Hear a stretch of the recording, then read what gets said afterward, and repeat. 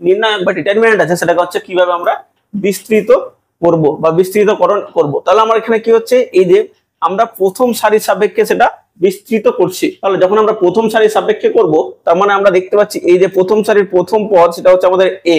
তাহলে এই যে এই পদগুলো এবং এই পদগুলো বাদ যাবে, তাহলে সেটা হচ্ছে এ। নির্ণায়ক হচ্ছে আমার বেঁচে থাকছে বি বি বি সি। একই রকম ভাবে আমরা প্রথম সারির দ্বিতীয় পদের জন্য পাবো মাইনাস বি।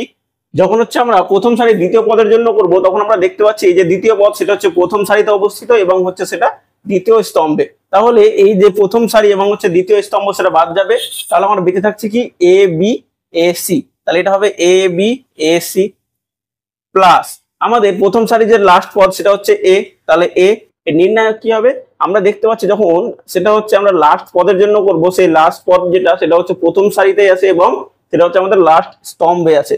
তাহলে এই যে প্রথম সারি এবং হচ্ছে লাস্ট স্তম্ভ সেটা বাদ যাবে, তাহলে আমার বেঁচে থাকছে A B A B A B A B.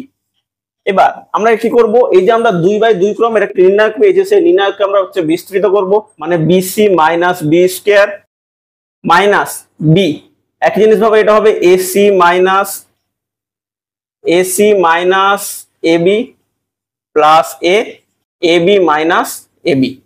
এখানে আমরা দেখতে পাচ্ছি এটা কি করব, আমরা এই যে এ সেটা হচ্ছে এর সাথে গুণ করে দেবো, সেটা হবে A B C minus A B square minus A B C plus A B square plus A square B minus A square B. আমরা এখানে দেখতে পাচ্ছি plus ABC minus ABC cancel out হবে, minus AB square plus AB square plus A square B minus A square B. তাহলে এই যে মান সেটা হচ্ছে আমাদের 0।